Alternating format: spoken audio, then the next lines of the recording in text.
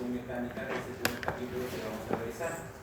Entonces, como sabemos, el aparato respiratorio toma como punto de partida las fosas nasales. O sea, en las fosas nasales nosotros tenemos acá lo que se conoce como la pirámide nasal, que es la parte, en este caso, cartilaginosa, y que, obviamente, ojo, la misma palabra fosas nasales es por dentro, o sea, tenemos que sacar, por así decirlo, los cartílagos para poder, en este caso, llegar a lo que representa las fosas nasales propiamente dicha.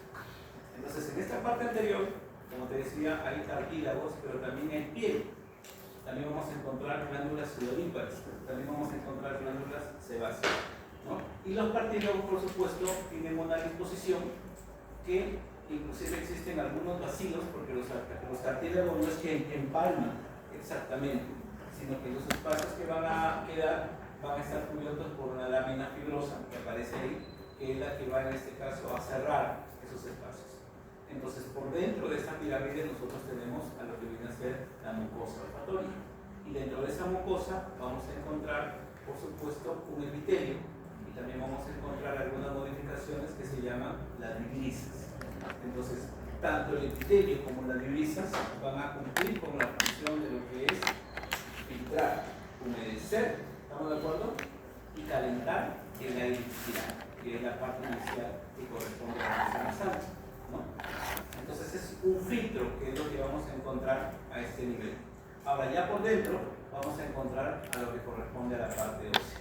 En la parte ósea encontramos a nivel de la parte superior, lo que corresponde al techo, a los llamados huesos nasales, ¿no es cierto? Los cuales están unidos en su punto medio por una articulación que se llama armónica. Armónica porque es plana a esa articulación. Más abajo vamos a encontrar, por supuesto, y lateral a los huesos maxilares, ¿no? A los maxilares, y por dentro vamos a encontrar al bóveo, que forma parte también de esta estructura ósea. Dentro de esta región vamos a encontrar, como sabemos nosotros, tanto las fosas nasales van a tener un punto medio que los va a separar, que viene a ser el tabique, y que este tabique en la parte anterior es un cartílago y en la parte posterior es ósea, ¿correcto? Entonces, esa abertura, perdón, esa pared constituye la pared medial, y por supuesto a los lados vamos a encontrar la pared lateral. La pared lateral se caracteriza porque tiene también los llamados cornetes, ¿no es cierto? Y estos cornetes hay que recordar que son estructuras que tienen justamente una función, resonancia. Nosotros tenemos una voz característica particular que está definida justamente no solamente por la tonalidad y por la gravedad con la que sale a partir de las cuerdas vocales, sino también por la resonancia que se da entre las paredes.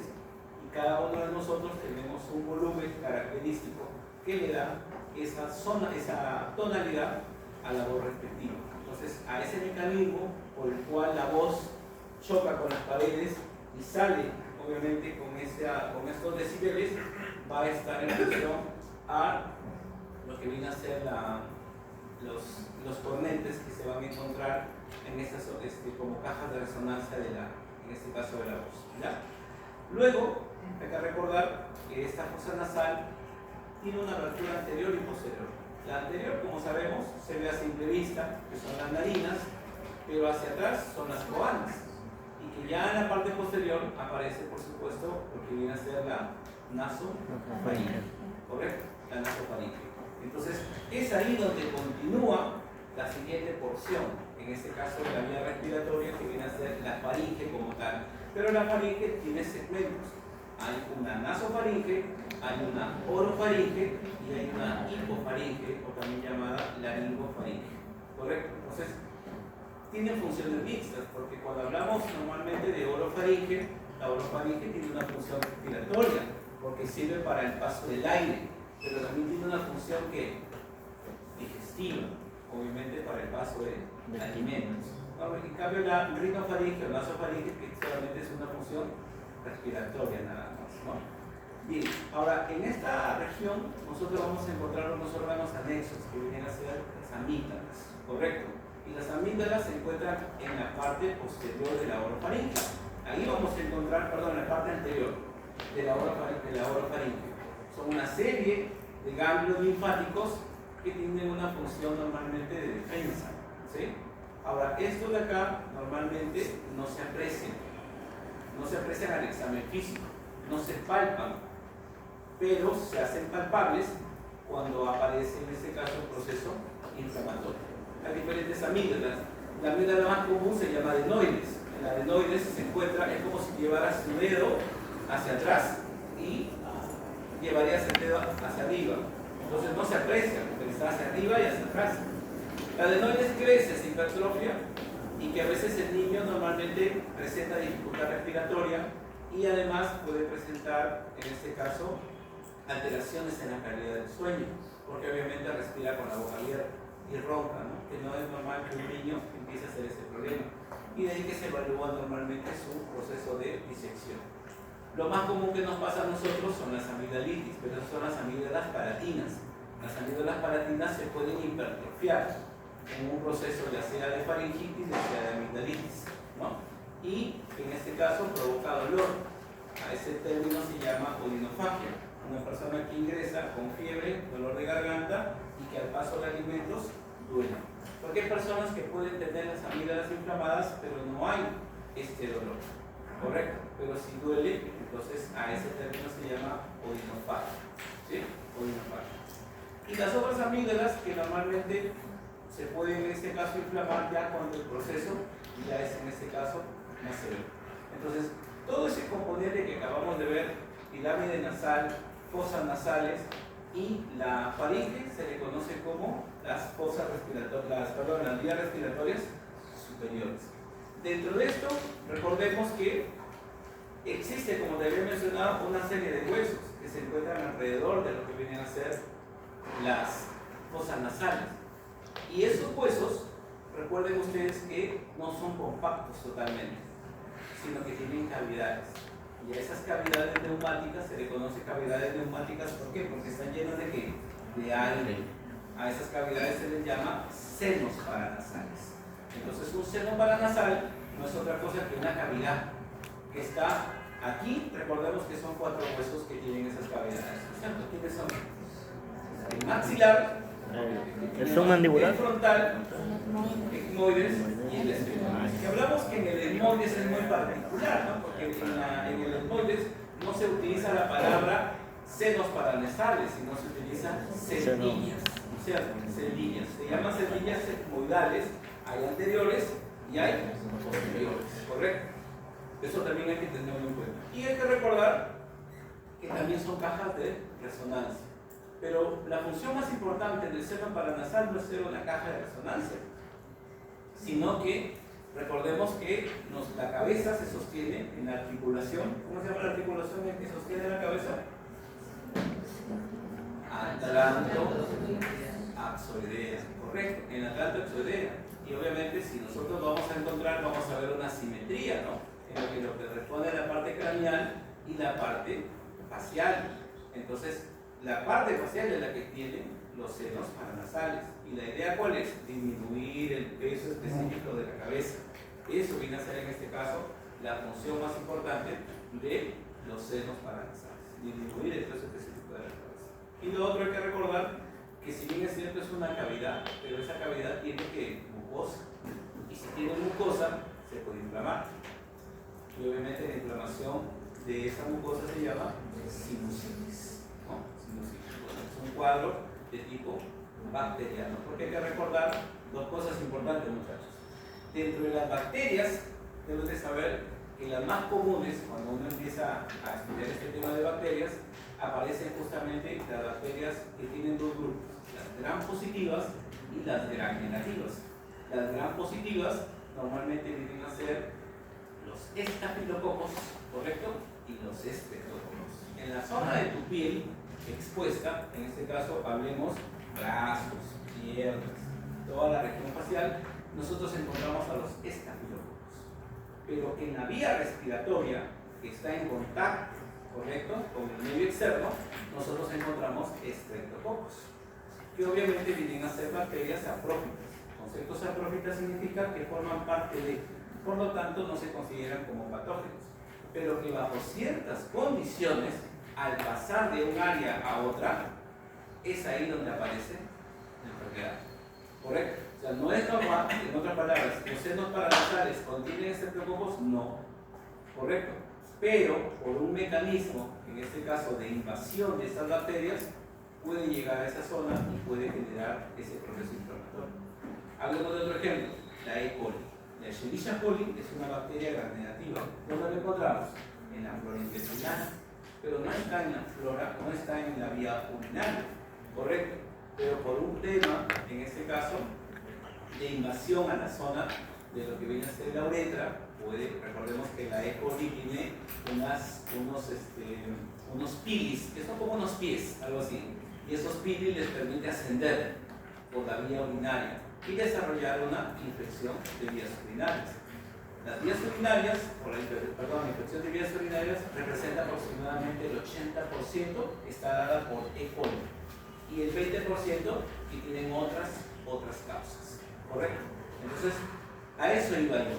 Entonces, hay bacterias que van a estar cerca, ¿no?, adyacentes, y que su proliferación nos puede generar este tipo de proceso inflamatorio. ¿Ya? Ahora seguimos. Vamos a recordar algo más. Bueno, esa es la parte estructural, no vamos a ir, no estamos en anatomía, muchachos, salimos de ahí. Están los senos, ya conocen ustedes eso. Vamos saliendo. Y entramos a la laringe, ¿no? Bajamos un poco más.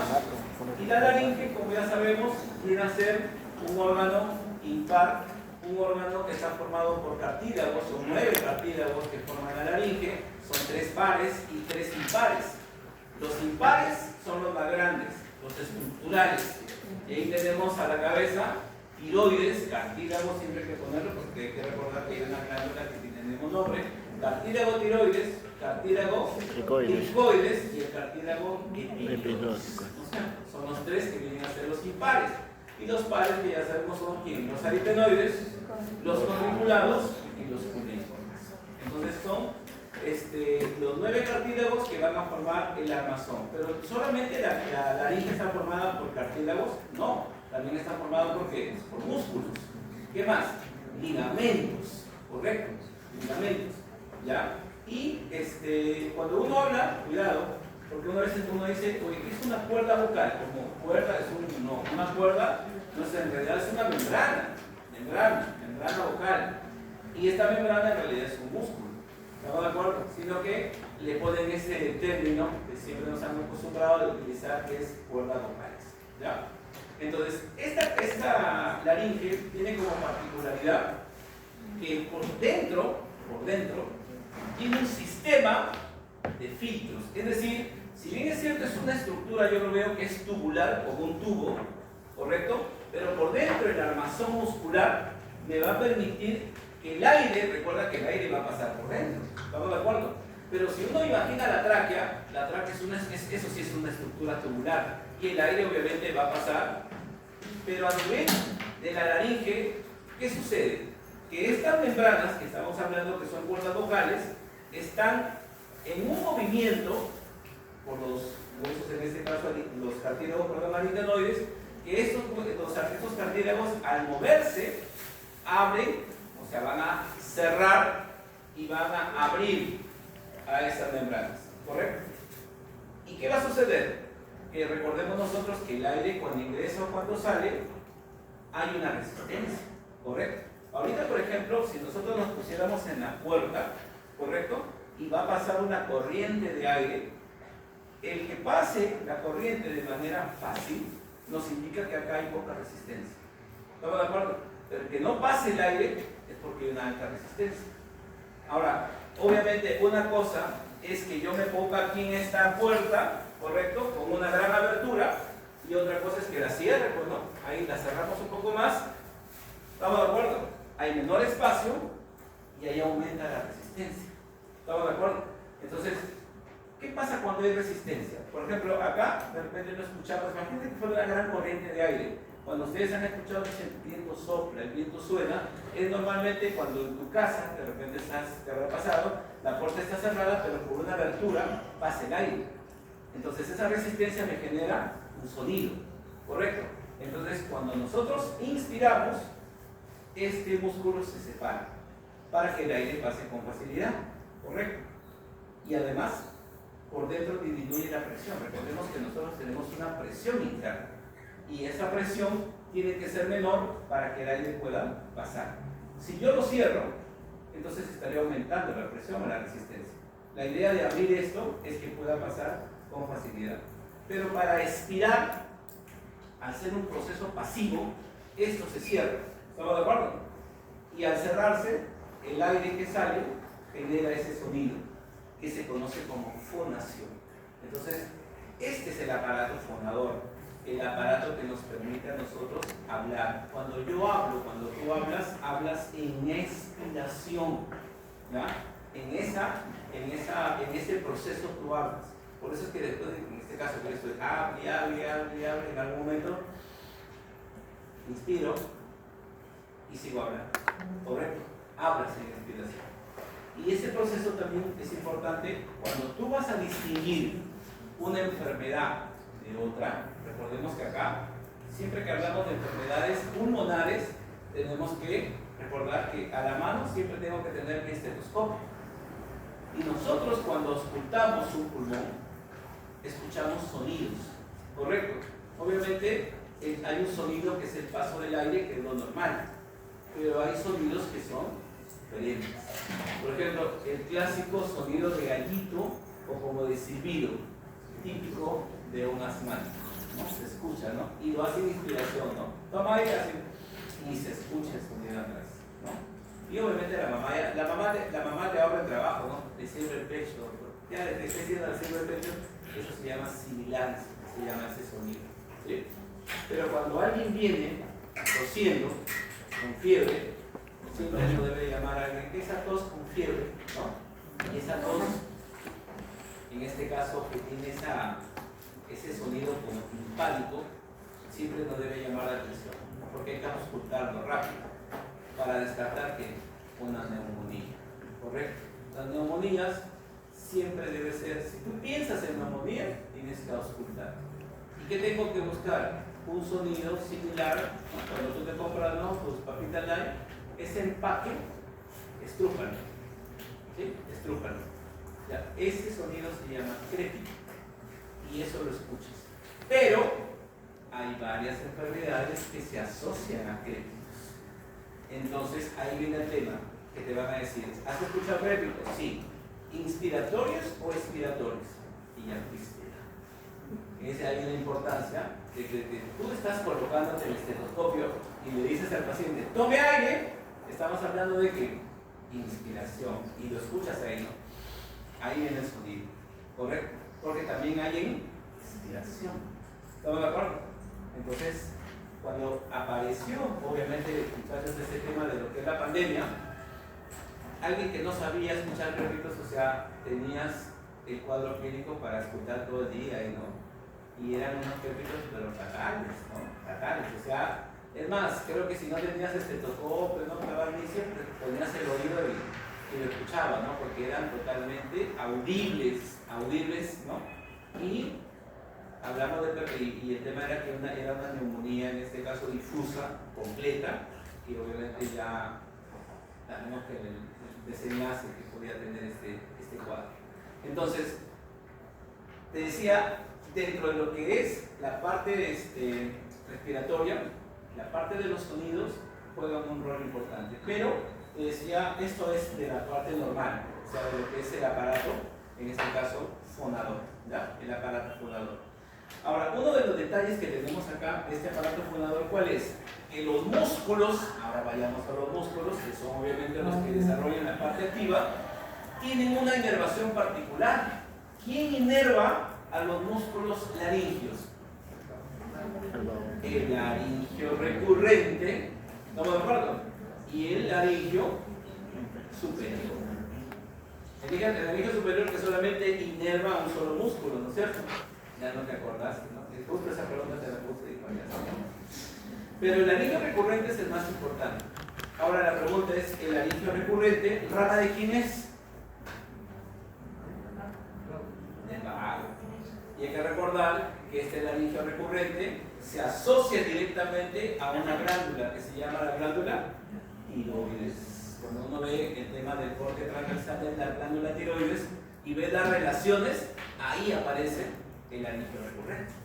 Por eso es que cuando una persona tiene un nódulo en la tiroides, o de repente ya es un cáncer de tiroides y le van a extirpar la tiroides, una de las secuelas que puede haber, ¿cuál es?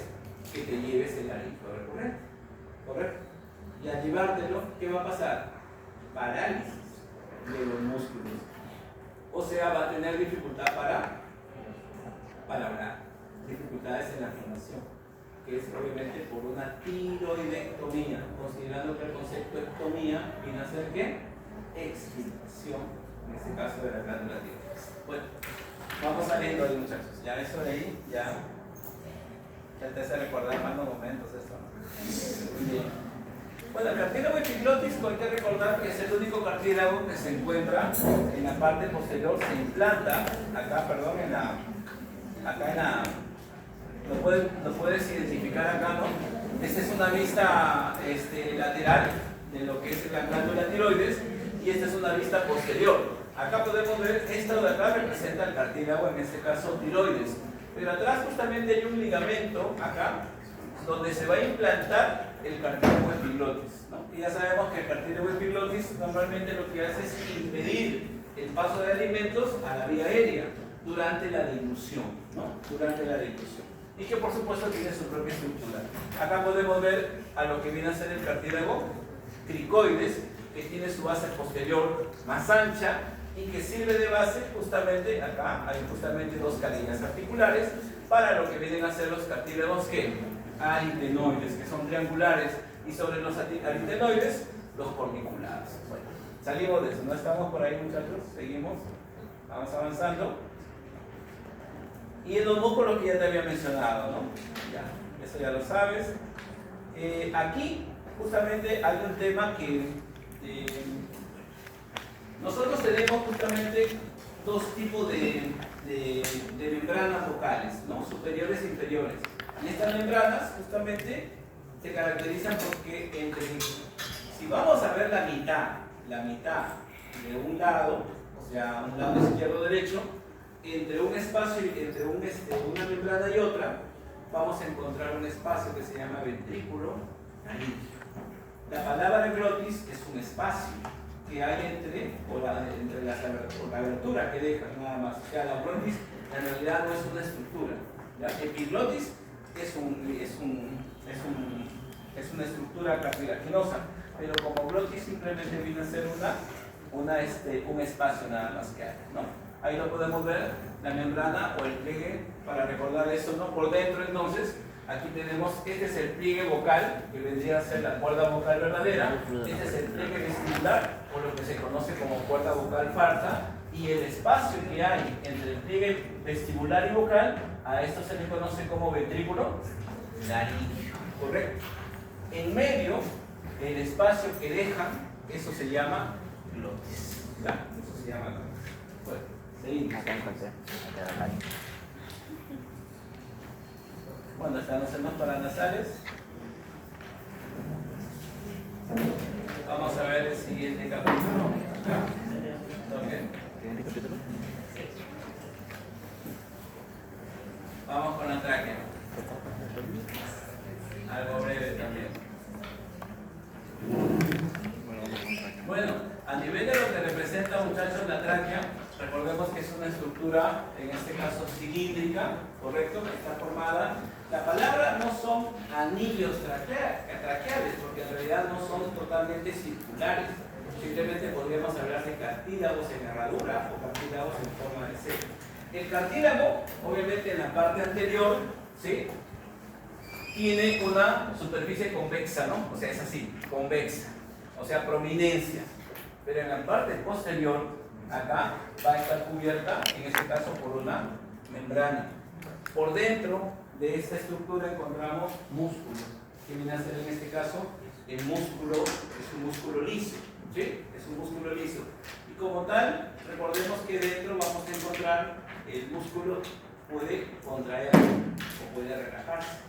Lo que indica entonces que por dentro su luz, la luz es el espacio, se puede modificar dependiendo de algunos estímulos del sistema nervioso autónomo, simpático o parasimpático, ¿correcto? La parte final de esta tráquea, ¿hasta dónde se va? Aquí vamos a encontrar un espolón, ¿no? Normalmente es un espolón triangular que se conoce como carina. Y la carina, recordemos que es el punto donde va a bifurcarse, se va a dividir, en este caso, ambos bronquios, ¿no? En este caso vendrían a ser los bronquios principales, ¿no? Bronquios principales. Y ahí vemos obviamente esta estructura. Por dentro hay un epitelio, la llamada mucosa. Y ahí es justamente en la tráquea en donde encontramos el epitelio característico. Recordemos que no toda la vía respiratoria tiene el mismo epitelio, pero la mayor parte, la mayor extensión de la vía respiratoria, su epitelio característico se llama pseudoestratificados, cilíndricos, ciliados, células cálidas, ¿no? Ese es el característico, ¿no? El plano. Ahora recordemos algo antes de eso. Ese epitelio puede sufrir una metaplasia. ¿Qué es una metaplasia? Una metaplasia es un cambio de epitelio. Pero para que haya un cambio de epitelio, tiene que haber un factor. Este factor, normalmente que se ha encontrado, se llama benzapireno. Y el benzapireno, así se llama, benzapireno, se va a encontrar dentro del alquitrán del tabaco, ¿correcto? Entonces, el tabaco en sí es todo un complejo, ¿ya? Es todo un complejo, pero que dentro vamos a encontrar, este es un hidrocarburo aromático, ¿ya? De 5 anillos bencénicos que se llama benzapireno, ¿ya? Cuando la persona, por eso viene el término, ¿no? Es muy diferente definir un alcohólico crónico de un fumador crónico. Porque para que sea fumador crónico debe fumar aproximadamente 20 cigarrillos al día. ¿Alguien dirá que existe alguien que fume 20 cigarrillos al día? Me acuerdo que cuando yo me estaba preparando, yo siempre miraba a mi profesor de física, ¿no? Y yo pensaba que él usaba 2 billeteras, ¿no? Que se veía, ¿no? Y en realidad eran 2 cajetillas de cigarros. Y obviamente en esos tiempos estaba permitido, ¿no? Igual que el Chavo del 8, ¿no? Como el profesor que era padre, que el docente, pues, se la pasa fumando, y te incendiabas en la clase, pero practicaba acá, ¿no? Ese es un fumador crónico. Pero viene el tema. El alcohólico crónico es aquel, decía nuestro maestro, es aquel que se ha metido 3 bombas en el año, ¿no? Una para tu cumpleaños, ¿no? Otra para Año Nuevo, otra para Navidad. 3 así, 3. Ahora, pero ahí viene el tema de que cuando alguien dice, no, yo soy un bebedor social, ¿no? Yo solamente bebo cuando hay fiesta, ¿no? Y tiene fiesta de lunes a domingo. Y ahí viene que el alcoholismo crónico, digamos, no está, digamos, un poco reglamentado, pero hay muchas personas que lo son. O sea, pero no, ustedes saben que ante una situación primero viene la fase de la negación, ¿no? Es así como cuando terminas con alguien, ¿no? Viene la fase de negación, ¿no? Algo así pasa con el alcoholismo crónico. Pero acá, como ves, estas personas, ¿no? Expuestas, y mucho más si la persona tiene un trabajo laboral donde se expone a alergenos, barredor, pintor, o sea, un trabajo de ese tipo, minero, se expone a estas partículas, ¿sí? Y eso obviamente agrava el cuadro. Por eso es que las personas terminan haciendo una fibrosis pulmonar. Las abuelitas, pues las abuelitas no fuman, pero paran cocinando a leña 30, 40 años. Y esas personas hacen fibrosis pulmonar, correcto, pero no hacen cáncer pulmonar. El término que yo te mencionaba, el benzapireno, es lo que se asocia normalmente a un cáncer pulmonar, ¿no? Seguimos.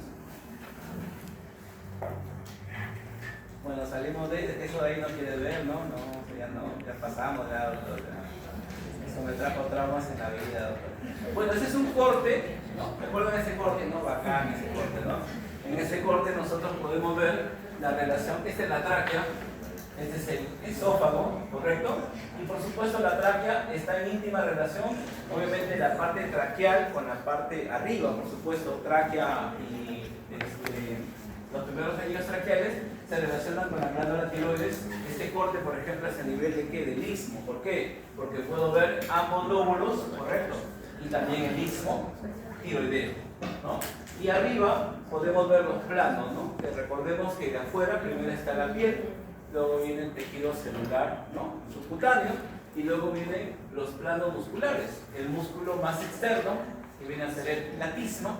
Luego viene el siguiente músculo acá, conocidísimo, que es el esternocleidomastoideo, y luego vienen acá 3 músculos acá, ¿no es cierto? Que vienen a ser los infraíoideos. ¿Correcto? Atrás, en la parte lateral, el paquete vasculonervioso, que viene a ser la yugular interna, la carótida primitiva, el vago. Pero más medial, el aríofago.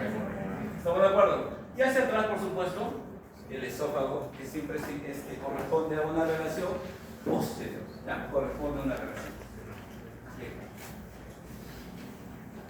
Ya eso de ahí ya no, ya salimos de eso, muchachos. Bien, tomando en cuenta, muchachos, entonces todo eso, vamos a ver nuestro primer capítulo.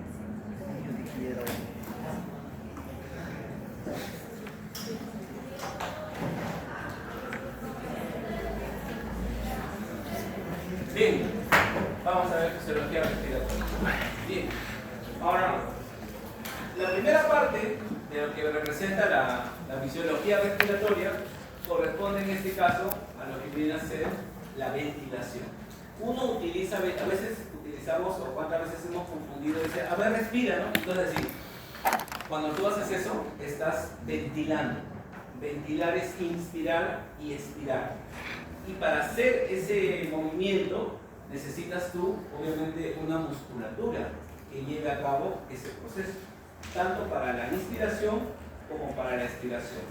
Pero acá, una de las cosas que tú tienes que fijar claramente es que una cosa es inspirar en reposo, ahí estás ahí acá sentado, y otra cosa es que sea como un esfuerzo, ¿correcto? Entonces es diferente. ¿Por qué? Porque el apellido, de que sea una inspiración forzada, porque así se utiliza la palabra, o expiración forzada, eso me va a determinar qué músculos adicionales son los que están participando. Entonces eso, en esta primera parte, lo tienes que tener en claro. Ahora, ¿me están hablando de una inspiración en reposo o normal? ¿O me están hablando de una inspiración forzada? ¿Estamos de acuerdo? Además, hay que recordar que acá, en este mecanismo, no solamente es un tema de fuerzas, sino que hay que recordar que la parte del tórax, correcto, el tórax está formado, por supuesto, por piel, por músculos, en este caso por costillas, cartílagos, etc. Y en la base, como ya sabemos nosotros, el tórax abajo tiene un límite que se llama el músculo diafragma.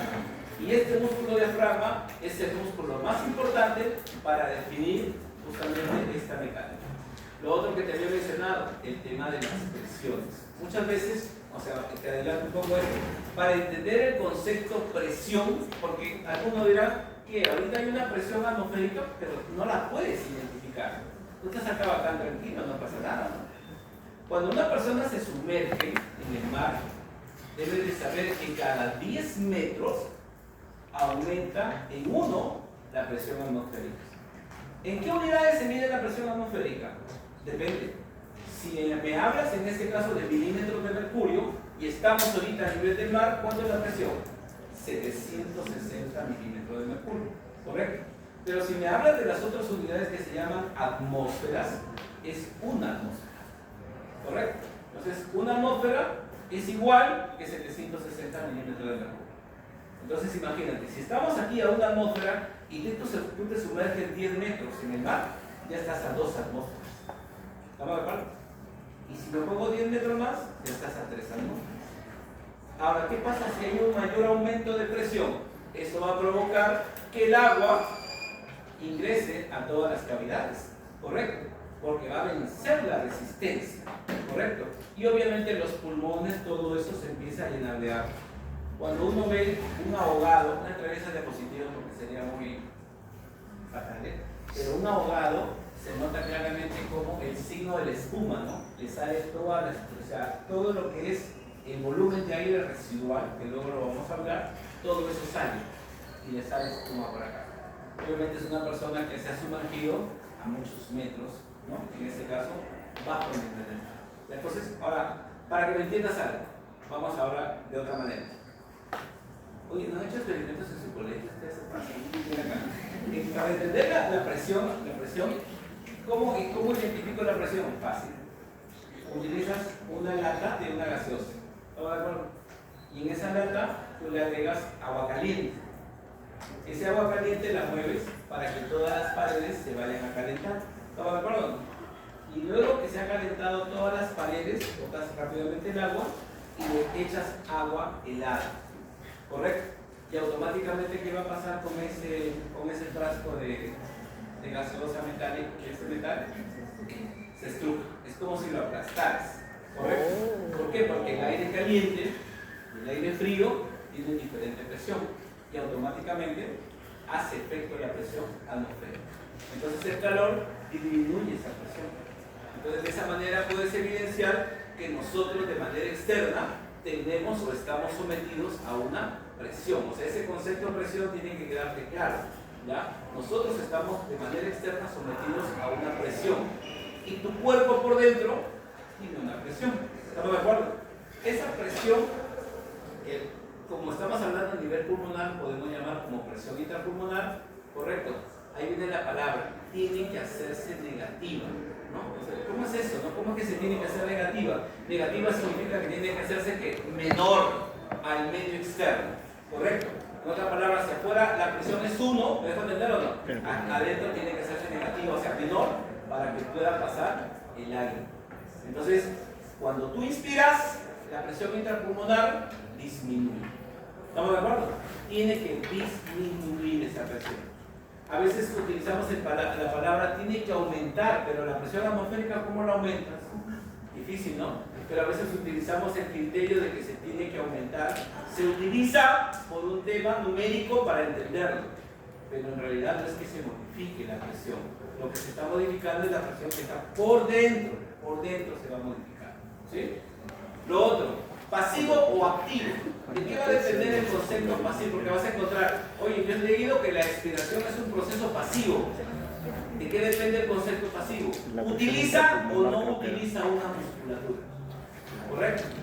Porque para inspirar, pues haces un esfuerzo, ¿no? Haces un esfuerzo. A veces utilizamos esta bendita, lo que acabo de hacer, nos lleva a una confusión, ¿no? Porque tú dices, oye, inspira, yo puedo hacer así, ¿no? Pero a veces cuando tú quieres exagerar, ¿no? Que te tomen fotos para el Facebook, dices, inspira, y todavía se haces con la seña, ¿no? Y eso de hacer, está asumiendo, y la pregunta, y cuando tú inspiras, tu diafragma haciendo, teniendo hielo. ¿Te ves, no? Como si lo levantaras, ¿no? ¿No? Cuando inspiro, el diafragma haciendo. Sí, ¿no? Vamos a ir viendo que en realidad cuando tú inspiras, el diafragma se aplana. Recordemos que tiene forma de cúpula. Y al inspirar la idea es aumentar el volumen. ¿Cómo voy a aumentar el volumen? Aumentando la cúpula. Tiene que aplanarse, tiene que descender. Y hay que recordar que encima del diafragma, ¿quién está? El corazón. Por eso que cuando uno inspira, el corazón desciende. ¿Por qué? Porque el diafragma se aplana. O la cúpula, en este caso diafragmática, se va a aplanar. Entonces, estos dos fenómenos, inspiración y expiración, forman parte de esta mecánica ventilatoria, ¿no? Mecánica ventilatoria. Bien, entonces ahí tenemos el primer paso, la inspiración. Entonces, este proceso, como hemos visto acá, es un proceso que aquí, y como tal, participa el diafragma. El diafragma se contrae, recuerden eso. Cuando tú utilizas, oye, voy a hablar acerca de los músculos, normalmente solamente háblame de la contracción. Lo otro no es que forme parte de. Ya, y la otra se relaja. No, pero para hablar de la participación de un músculo, tenemos que hablar solamente de contracción. Entonces acá, el diafragma se contrae. ¿Qué pasa si se contrae? La cúpula desciende. Por eso es que nosotros podemos apreciar acá que en esta imagen podemos ver un diafragma aplanado, ¿sí? Y es porque ha habido en este caso un aumento de lo que viene a ser la caja torácica y obviamente aumenta el volumen. Esto de acá va a permitir que la presión intrapulmonar sea menor que la presión atmosférica. Nunca te olvides, tiene que ser menor. Y en ese momento que se rompe normalmente son 3 milímetros de mercurio. O sea, si la presión atmosférica es 760, la presión intrapulmonar tiene que ser menor en 3. O sea, sería 757. Si queremos dar un valor numérico ahí. Entonces, esa diferencia es suficiente para que el aire pueda ingresar. ¿Correcto? El aire ingresa a través de ese fenómeno. Y como ves acá, ¿quién es el más importante de los músculos? El diafragma. Pero también está aquí los intercostales, que en la inspiración externos. Recordemos que acá es cruzado, ¿no? Cuando hablas de intercostales, sabes que hay intercostales externos e internos. Entonces, para la I, la E. Y para la E, la I. Cruzado, correcto, para no te olvides. Hablamos de inspiración externa. Y si es expiración interna. Pero ten cuidado con eso, que de ahí lo vamos a aclarar. Y como ves también los parasternales. Ojo, vas a encontrar que hay otro conjunto de músculos. Mira acá, algunos del cuello, del tórax, ¿ya? Que van a participar, pero siempre y cuando sea que forzada. Entonces, no podemos catalogar, cuidado, acá, en esta etapa, por eso es que acá tenemos que hacer esa aclaración. No se le puede llamar músculos respiratorios a la ligera, sino que músculos que participan en una inspiración forzada. ¿Estamos de acuerdo? Por eso es que en las preguntas no puede haber lugar a dudas, ¿ya? En la pregunta tiene que explicarte, por eso desde ahora le estamos diciendo, si es normal o basal, o si se trata de, si el proceso es forzado, ¿ya? Ahora, otra cosa. La mujer y el varón tienen una respiración distinta. ¿Por qué? Porque el varón tiene una mayor cintura escapular, y al tener mayor cintura escapular tiene una mayor caja torácica, y al haber una mayor caja torácica va a tener que utilizar más músculos. En el varón la respiración se llama tóraco-abdominal, o sea, el hombre mueve la barriga tan caballo, la mujer no. La mujer, al tener entonces una cintura escapular más pequeña, normalmente moviliza los músculos del tórax. Por eso es que la respiración de la mujer es torácica, y el hombre es tóraco-abdominal. Una diferencia en cuanto a las respiraciones. ¿Ya? Bien, seguimos. Bueno, y ahí podemos ver entonces, muchachos, a estos músculos, ¿no?, inspiratorios, que como hemos mencionado, estaba en este caso el diafragma de la cabeza, ¿no? Pero también vamos a encontrar a los intercostales, ¿no? En este caso los externos, los parasternales, y los otros músculos que, como ves acá, la imagen es clara, nos indica que los músculos que vamos a encontrar adicionales, como el serrato, como los escalenos, son músculos que van a participar ¿en dónde? En una inspiración forzada. Lo que ves a la derecha ya forma parte de la expiración. Pero la expiración, ahí regresamos a eso, tiene algo particular. Miren acá, muchachos. La expiración, a diferencia de la inspiración, es un proceso pasivo. Por lo tanto, ¿habrá contracción? No. Ojo, pero en el tema, enfócate primero en que estamos hablando de una inspiración, si le queremos poner el apellido, una inspiración que normal, basal, correcto. Y aquí alguien dirá, pero si no participa ningún músculo, ¿cómo es que se produce? Porque obviamente sí se desarrolla un movimiento. Lo que pasa es que acá vamos a ver que en el pulmón, recordemos que acá, ¿cómo está constituido el pulmón? Primero por el árbol bronquial. Tiene la tráquea, tiene los bronquios y el bronquio que tiene, hay bronquios primarios, secundarios, ¿no es cierto? Segmentarios, ya. Todo eso forma un árbol. Perfecto, pero está envuelto en algo. Y esa envoltura se conoce como parénquima pulmonar. Ese parénquima, cuando tú ves esa forma, ese parénquima está constituido por una proteína que se llama elastina. Y esa elastina le da esa propiedad al pulmón que se llama elasticidad. Y de aquí vamos a hablar de esa propiedad, ¿correcto? Pero la elasticidad es lo que va a definir la expiración. Por eso acá lo hemos colocado con rojo para que no te olvides. ¿Estamos de acuerdo? La elasticidad es la propiedad pulmonar determinante que va a favorecer la expiración acá. Acá es el músculo de la expiración. Ahí lo corregimos ahorita, muchachos. Expiración. ¿Ya? Es la expiración. Pero cuando ya es forzada, la expiración, date cuenta, ya no utiliza, esa es la otra cosa que tienes que acordarte, ya no utiliza músculos, en este caso torácicos, sino utiliza músculos abdominales. ¿Estamos de acuerdo? Esa es otra cosa que también tienes que acordarte. Cuando yo hable de inspiración forzada, entonces si vamos a utilizar músculos accesorios, correcto, pero que son netamente ¿qué? Torácicos, correcto, torácicos o cervicales, porque hemos hablado de los escalenos, pero también está el serrato, el pectoral, son músculos torácicos. Pero en este caso ya estamos hablando de los rectos, los oblicuos, los transversos, vienen a ser en este caso los músculos ¿qué? Accesorios. ¿Ya? Ahora, y acá, este detalle, ¿no? Porque siempre, escúchame bien, viene la confusión, ¿no? Doctor, a mí me han enseñado que siempre lo que te acabo de mencionar, para la I la E y para la E la I, ¿correcto? Pero hay que recordar algo, en la inspiración, ¿quién participa? Intercostales externos, pero en una inspiración normal. En cambio acá, ¿quiénes van a participar? Intercostales internos, pero en una expiración forzada.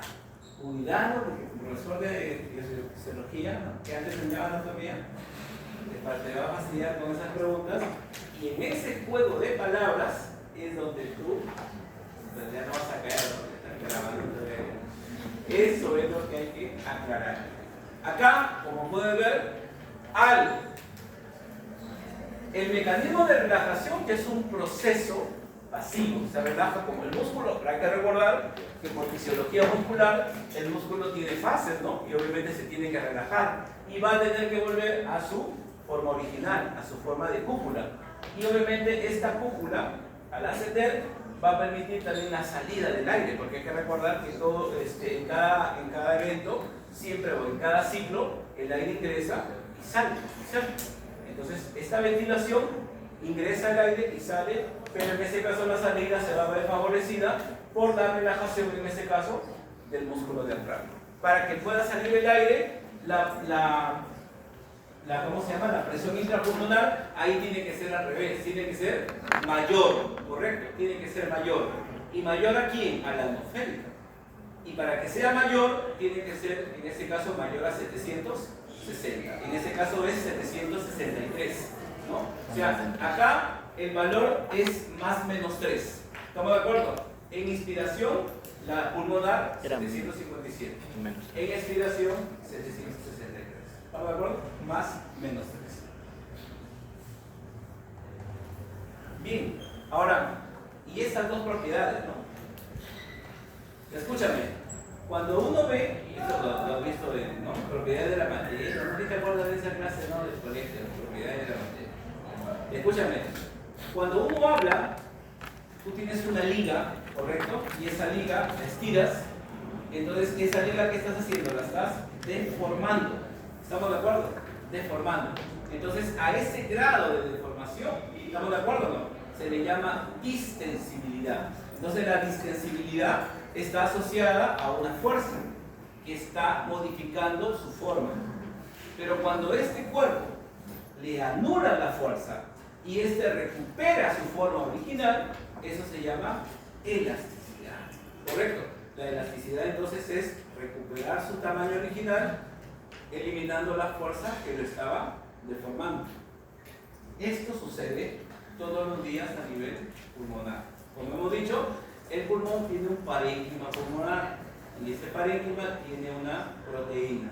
Gracias a esa proteína, justamente cuando inspiras, hay una distensibilidad, ¿correcto?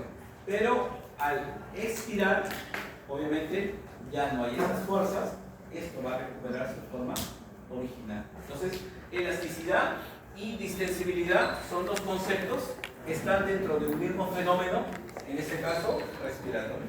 ¿Sí? Ahí pueden ver en este caso la imagen claramente que nos ve los dos fenómenos a la vez, ¿no?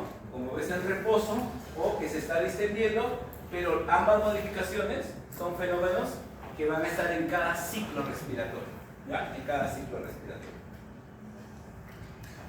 Y eso es lo que te mencionaba, ¿no? Cuando uno ve de manera interna ya lo que viene a ser lo que es el parénquima pulmonar, nosotros vamos a encontrar acá con estos hilos, ¿no? Con estos filamentos de elastina, que es lo que le va a permitir, ¿no? Darle esa propiedad.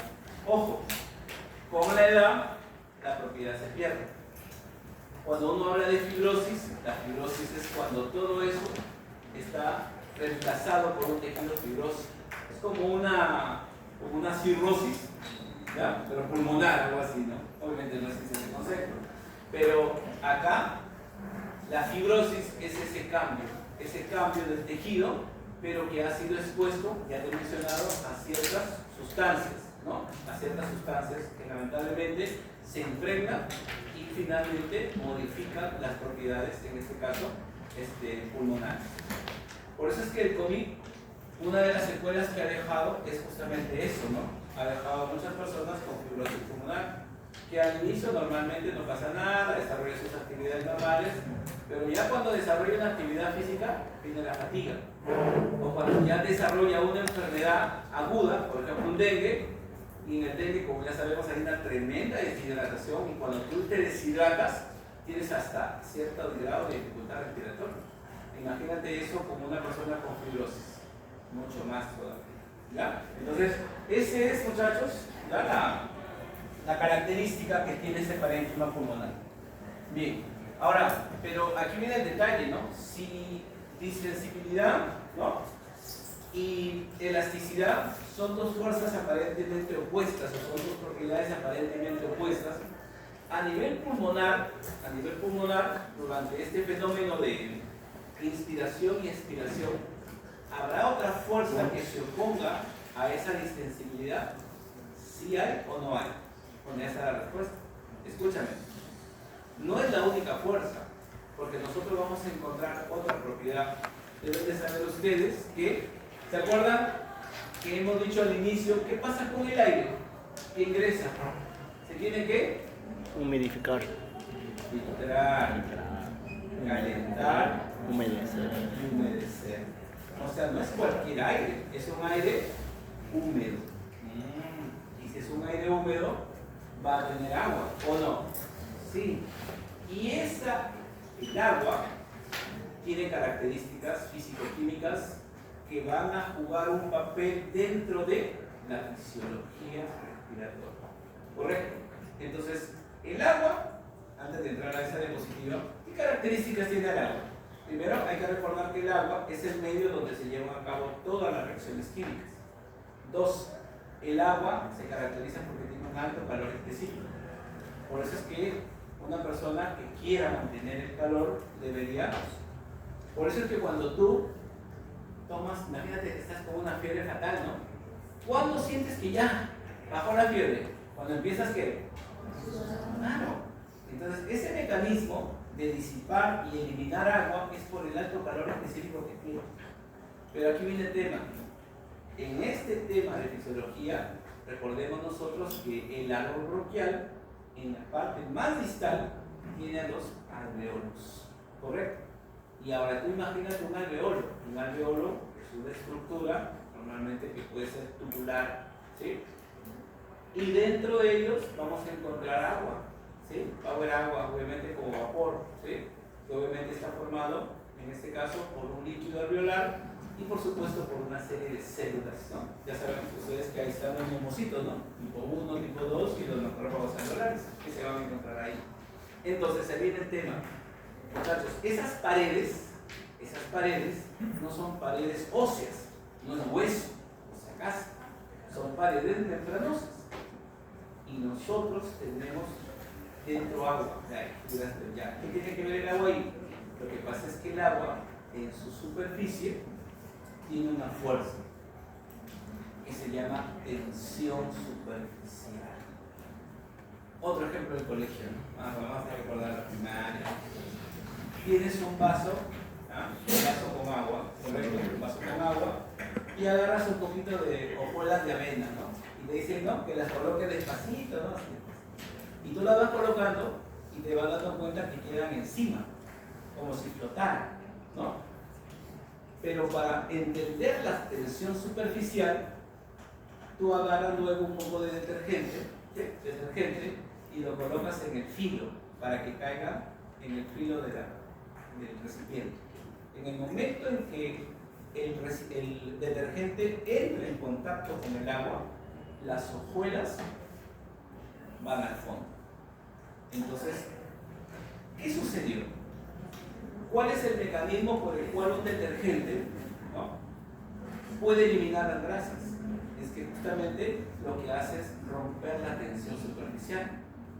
Deben de saber ustedes que las moléculas, en este caso, de estas grasas, no se pueden disolver en agua, ¿o sí?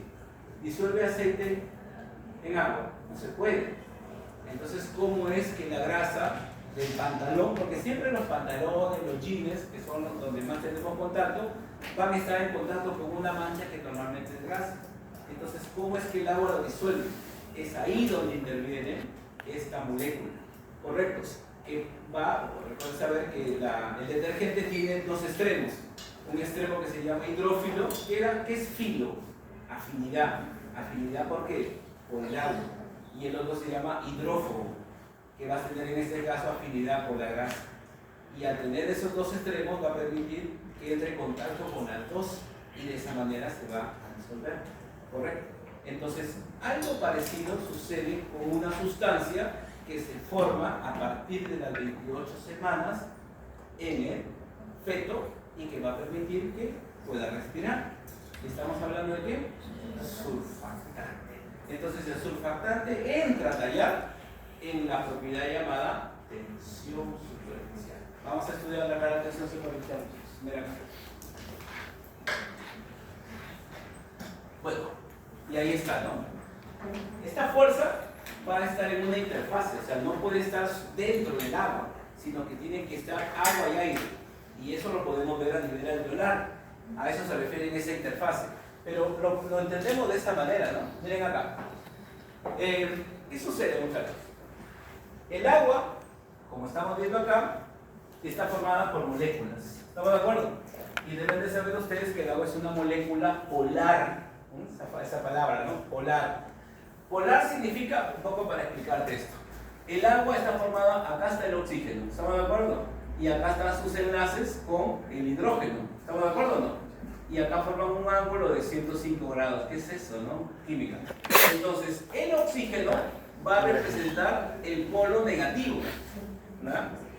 Y los dos hidrógenos van a formar en este caso el polo positivo. Entonces, los dos polos están en lugares distintos. Y al ser distintos, están en extremos diferentes, eso se llama polarizado. Por eso se llama una molécula polar. Y todo lo que sea polar se va a disolver en agua. El alcohol, tú dices, vaya, alcohol y el agua se pueden mezclar, ¿sí? O sea que el alcohol es una molécula polar. ¿Estamos de acuerdo? Lo saco por deducción. El agua y el aceite no se mezclan, así es. O sea que si el agua es polar, el aceite es no polar o apolar. ¿Estamos de acuerdo? Uno va sacando esas deducciones. Pero el agua es una molécula polar. Y al ser una molécula polar, al tener polos distintos, significa que las moléculas se van a atraer o no. Claro, porque obviamente tú puedes colocar una molécula de agua en su extremo negativo y otra molécula de agua en su extremo positivo. Y cargas opuestas se atraen. Entonces estas moléculas están siendo atraídas. ¿Estamos de acuerdo o no? Atraídas. Las que están en medio van a ser atraídas por todos lados, pues se supone, ¿no? Pero ¿dónde viene la diferencia? Las moléculas que están en la superficie. ¿Estamos de acuerdo? ¿Por qué? Porque estas solamente están atraídas ¿a dónde? Hacia abajo. ¿Hacia arriba habrá atracción? No, pues si ahí hay una interfase de aire, no puede ser atraídas. Entonces las que están acá, ¿sí? Las que están acá arriba van a ser atraídas. ¿Me dejo entender o no? Van a ser atraídas ¿a dónde? Hacia abajo. Y ahí viene el tema. Cuando son atraídas hacia abajo, vamos a suponer esta la jalan, ¿no? La jalan a esta y la jalan a esta de acá. ¿Qué va a suceder, muchachos? Que entre estas dos, ¿me dejo entender o no? Va a quedar un espacio, ¿o no? Va a quedar un espacio. Pero como estas se atraen entre sí, ¿qué va a pasar? ¿Me dejo entender o no? Se van a juntar. Si eso pasa en toda la pared, en algún momento esa pared, como se está pegando, ¿sí me dejo entender o no? Se va. ¿Sabes cómo se llama eso? Colapso. Colapso de la pared alveolar. Colapso. Y ahí viene la palabra clave cuando tú tienes que definir surfactante. ¿Qué es el surfactante? Es una mezcla de fosfolípidos que evita, ¿estamos de acuerdo o no? El colapso alveolar. Eso es lo que hace el surfactante. Y como ves acá, el surfactante, ¿qué hace? Llega a ocupar esos espacios. ¿Estamos de acuerdo o no? Con el fin de que no haya ese acercamiento molecular y no haya el colapso alveolar. ¿Estamos de acuerdo? Eso es lo que hace ese surfactante. Es decir, el surfactante, ¿qué hace? Pregunta para todos. ¿Aumenta o disminuye la tensión superficial? Disminuye. Porque deben de saber que a medida que estas... Acuérdate, te estaba diciendo, aquí hay fuerzas. ¿Estamos de acuerdo o no? La idea de que estas se coloquen entre ellas es que estas fuerzas disminuyen, se equilibren. Por eso ten cuidado con esa frase, ¿ya? El surfactante disminuye la tensión superficial. ¿De quién? De la pared alveolar. ¿Estamos de acuerdo? De la pared alveolar. Y ahí lo podemos ver mucho mejor, ¿cierto? En esa imagen, donde justamente estas moléculas, date cuenta, primero arriba, ¿no? Mira la primera hilera de arriba, ahí donde ves 6, ¿no? 6. Pero a medida que empiezan a ser atraídas, estas que estaban arriba, ¿estamos de acuerdo o no? Van a ser jaladas. Y estas de acá se van a acercar o no? Se van a acercar. Y al acercarse significa que la superficie va a ser menor. ¿Estamos de acuerdo? Entonces, si todas estas que están en la superficie se empiezan a juntar, vamos a ver entonces que ahora esta pared, que estaba bien bacán, ¿no? Totalmente ocupada con una gran área, ahora va a disminuir. ¿Estamos de acuerdo o no? El espacio se va a cortar, se va a hacer más pequeño por esta tensión superficial. ¿Correcto? Ahí. Ahora, ojo.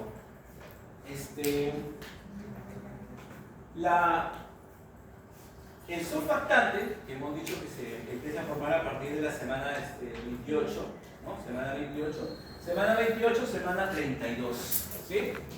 Cuando uno tiene, ahora, ¿qué sustancia me ayuda a formar más surfactante? ¿No?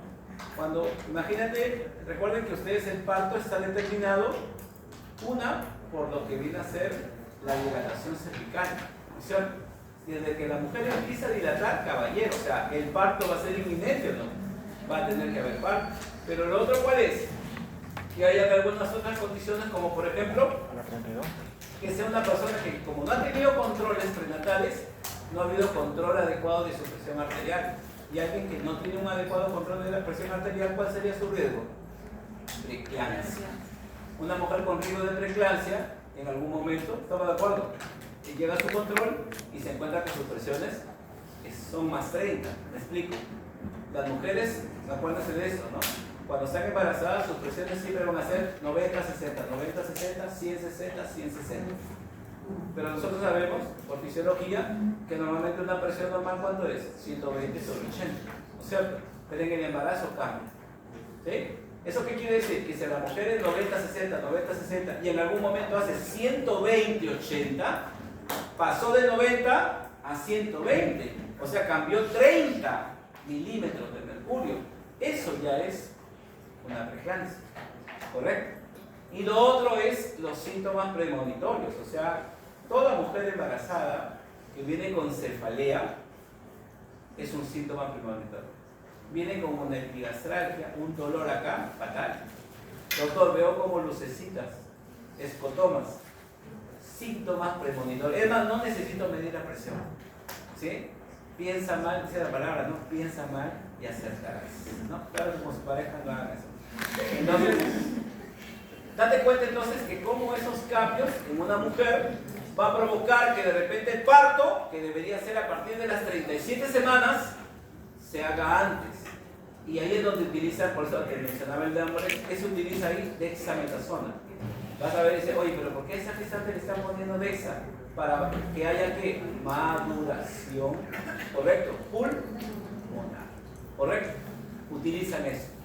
Ahí, tratan de colocar, ¿no?, las ampollas posibles para que llegue al parto por lo menos con una adecuada maduración. ¿Sí? Ahora, ustedes ya saben qué pasa si no hay un adecuado, ¿no? O sea, si a pesar de eso el feto nace antes, definitivamente hablamos de la llamada enfermedad de membrana hialina, así se llama, ¿no? Paciente que nace con déficit de surfactante, enfermedad de membrana hialina. Y que obviamente al ser un prematuro, aparte de estar en una incubadora, le van a tener que colocar ¿qué? Surfactante. Que hay surfactante externo, artificial, pero por supuesto que sí. Es la única manera de poder ayudar, en este caso al niño, a esa maduración. ¿Ya? A esa maduración. Bien, seguimos. Bueno, igual, bueno, ya eso es más química que otra cosa. Bien, igual, ¿no? Ya sabes eso de ahí. Vamos avanzando, muchachos. Bien, entonces, revisamos inspiración, expiración, que es la mecánica ventilatoria.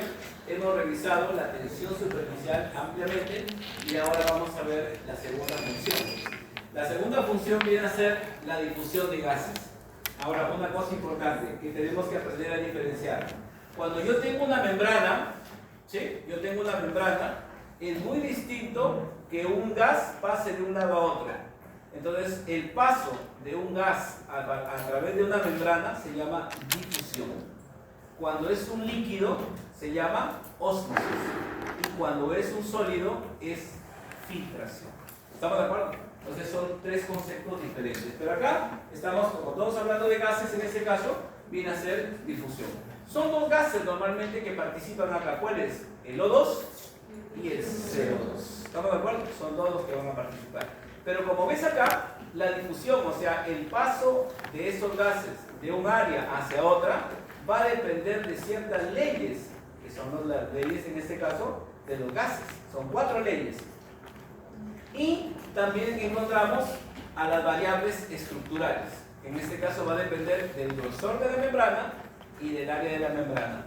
Que al final, todo esto en conjunto, todo se va a llamar ley de Fick. Que eso es, digamos, la consolidación después de haber entendido las 4 leyes de los gases y las variables, en este caso, estructurales. Bien, vamos entonces con nuestra primera ley, ¿no? Aquí, dentro de estas leyes, hay que recordar, muchachos, varias cositas, ¿no? Los gases, vamos un poco a recordar esto. Los gases, ¿por qué se caracterizan, muchachos? Primero, porque los gases tienen una energía cinética. Significa entonces que, como los gases se mueven de un lado a otro, ese movimiento está dado por esta energía que se llama cinética, ¿correcto? Ahora, esta energía cinética, por supuesto, de los gases es alta, ¿no es cierto? Es alta, pero se va a ver modificada por la presión, por la temperatura. ¿Estamos de acuerdo? Presión, temperatura. Ojo, si nosotros queremos que este gas esté dentro de un líquido, es otra cosa. Al ingresar este gas dentro de un líquido, tiene que haber un término que se llama solubilidad. Las señoritas, ¿con qué se quitan el esmalte de las uñas? ¿Con agua? ¿Con alcohol? ¿Con aceite? ¿Con vinagre? No, ¿verdad? Con acetona, ¿no es cierto? Y esa acetona es un disolvente, ¿correcto? Entonces es un disolvente apolar. Ese término, vas a soñar con esa palabra, apolar, ¿no? Y que justamente es debido a las características que dije, el patrón acá que comparamos es el agua. Siempre el agua es polar, todo lo diferente al agua normalmente es apolar. Entonces, depende también de la solubilidad. ¿Alguna vez ustedes han ido, muchachos, a bancos de allá de Motupe? ¿Nunca han ido? Ya, ahí en Bacus preparan cusqueña, ¿no? No sé qué será esa cosa. Yo tomé guaraná, ¿no? Preparan guaraná. Entonces, cuando se preparan esas, te dan para que, ¿no? degustes, ¿no? Te dan gasas y todo eso, te degustas ahí. Las bebidas se preparan a baja temperatura, están heladas, pero no porque están refrigeradas, ¿no? Sino que obviamente son temperaturas bajas. Quiere decir entonces que mientras más baja sea la temperatura, ¿estamos de acuerdo? El gas difunde con más facilidad. Por eso es que si tú sacas una bebida helada, ¿no? En este caso una Coca-Cola por ejemplo, y tú la sirves, apenas, pero cuando está caliente, ¿estamos de acuerdo o no? Las burbujas, lo que quiere decir entonces que mientras más temperatura, obviamente disminuye la solubilidad del gas, ¿correcto? Por eso que deben mantenerse en este caso refrigeradas esas bebidas. Entonces esos conceptos de solubilidad, presión y temperatura son términos que tenemos que ver bajo estas leyes. La ley entonces acá de Boyle, que es la primera ley que nos dice a mayor presión, menor volumen, ¿correcto? Vayamos un poco en el enfoque. ¿Qué significa esto? Tenemos un recipiente y lo que ves acá en rojo vienen a ser las moléculas, en este caso los gases. Entonces, ¿qué te había dicho yo? Que los gases tienen una energía cinética, se mueven, chocan contra las paredes. En este caso, definamos presión, porque ustedes que son de medicina, hemos escuchado siempre el concepto presión arterial. ¿Qué es presión? Fuerza. Bueno, ya, definición de fuerza sobre área, pero como presión arterial es la fuerza que ejerce la sangre sobre las paredes arteriales, ¿correcto? Entonces acá, estas moléculas van a chocar contra las paredes. ¿Estamos de acuerdo o no? Pero, y obviamente si te das cuenta tienen ciertos espacios, ¿sí? Pero ¿qué pasa? Si yo este émbolo, lo voy a aplicar una fuerza, en este caso aplicar una presión, significa entonces que acá, ¿qué es lo que voy a encontrar, muchachos? Primero que hay una reducción del volumen, se nota claramente, hay una reducción. Pero lo otro que veo es que los espacios, correcto, al ser más cortos, implicarán que estas moléculas choquen más tiempo contra las paredes. Al estar chocando más tiempo con las paredes, va a haber mayor presión. ¿Estamos de acuerdo? Entonces, a medida que yo tengo un espacio más pequeño, o sea, un menor volumen, ¿estamos de acuerdo? Hay una mayor presión. ¿Estamos de acuerdo? Hay una mayor presión. Entonces, deben de saber ustedes que cuando tú inspiras, tu oxígeno llega con una presión. ¿Estamos de acuerdo? Y en tu sangre, porque va a haber un intercambio, tu oxígeno tiene otra presión. ¿Menor o mayor? Menor, porque la idea es de que el aire, que viene el oxígeno que viene del aire, ingrese, correcto, al glóbulo rojo. Entonces siempre la presión externa, en el caso del oxígeno, debe ser mayor. La presión alveolar del oxígeno debe ser mayor que la que está dentro del capilar, porque recuerden que los alveolos, que son esos sacos, están en contacto con unos vasos pequeños llamados capilares, ¿correcto? Entonces ahí participa la ley de Boyle, ¿ya? La ley de Boyle. La siguiente propiedad, la ley de Charles, ¿no? La ley de Charles.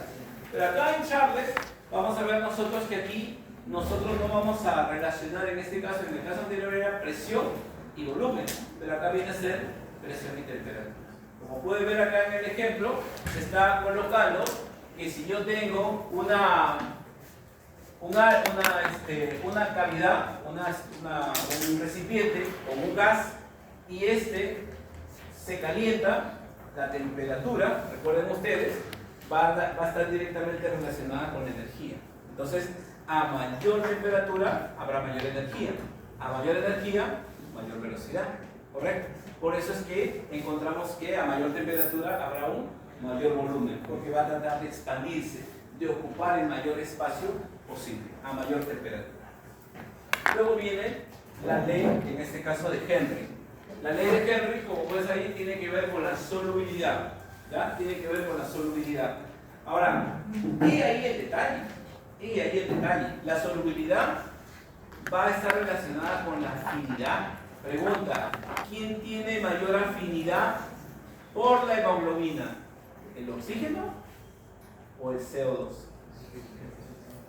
El CO2. Ahí viene el tema. O sea, tiene mayor agilidad. Pero ¿quién es el que va a equilibrar eso? La presión. Al haber mayor presión de oxígeno, correcto, va a desplazar en cierta manera al CO2. ¿Estamos de acuerdo? Pero obviamente tienen receptores que van a generar justamente ese intercambio, que al final no es el problema. El problema viene a ser el monóxido de carbono. ¿Se han escuchado eso, no? Una cosa es hablar, muchachos, de dióxido de carbono y otra cosa es hablar de monóxido de carbono. ¿Sí? Porque el monóxido de carbono proviene de una combustión incompleta. ¿Sí?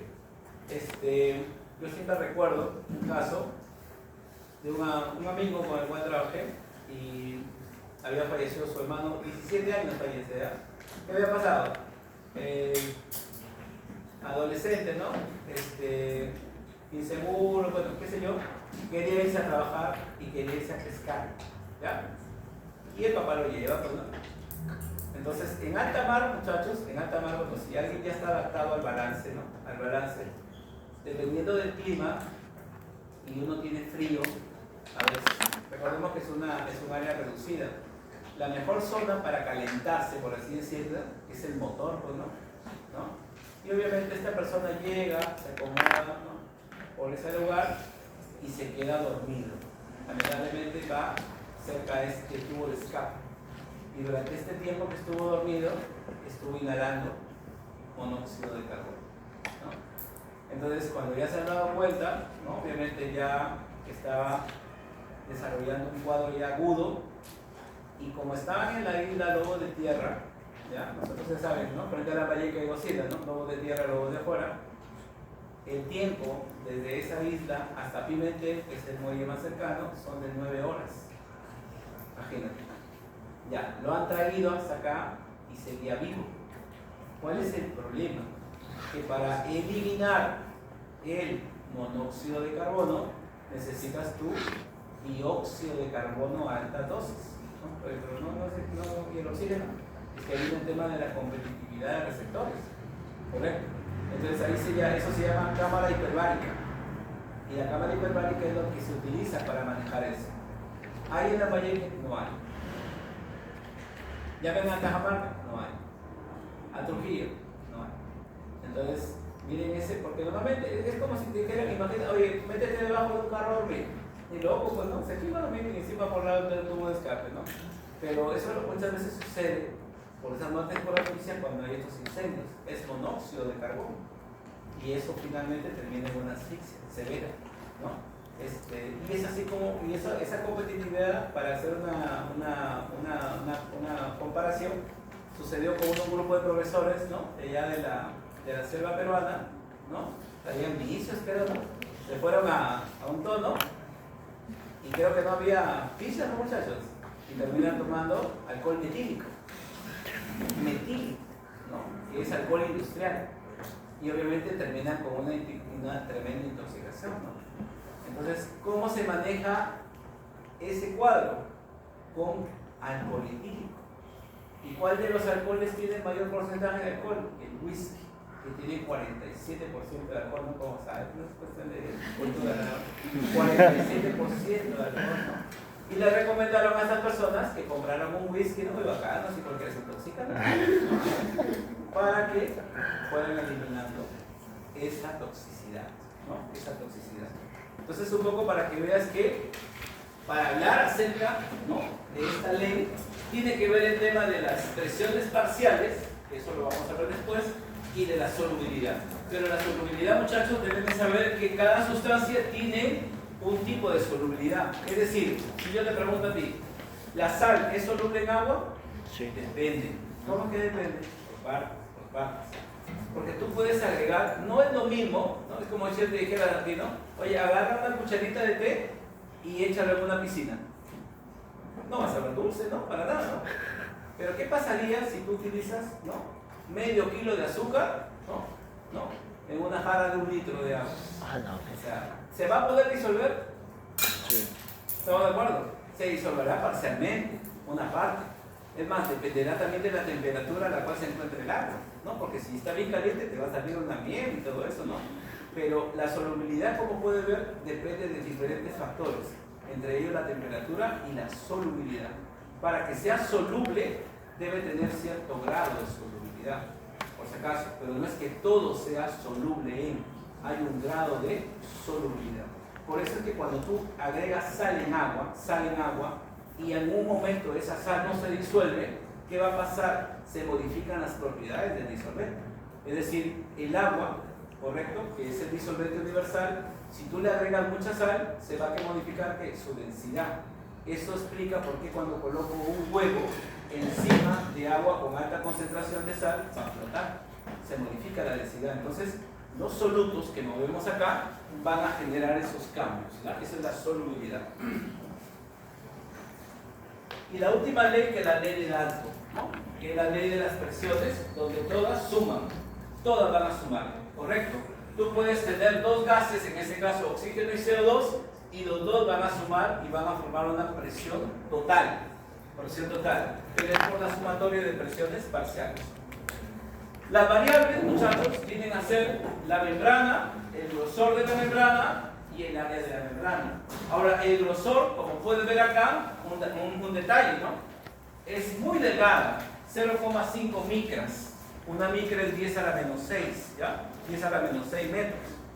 Y como ves acá, si se engrosa, va a haber una disminución de la velocidad del gas para difundir. ¿Eso qué explica? Parciales. La neumonía. Cuando una persona tiene una neumonía, la pared se va a engrosar. Hay un proceso inflamatorio, ¿correcto? Por eso es que como el gas no pasa adecuadamente, la persona empieza a desarrollar mecanismos para tratar de captar más oxígeno. O sea, desarrolla una taquimia.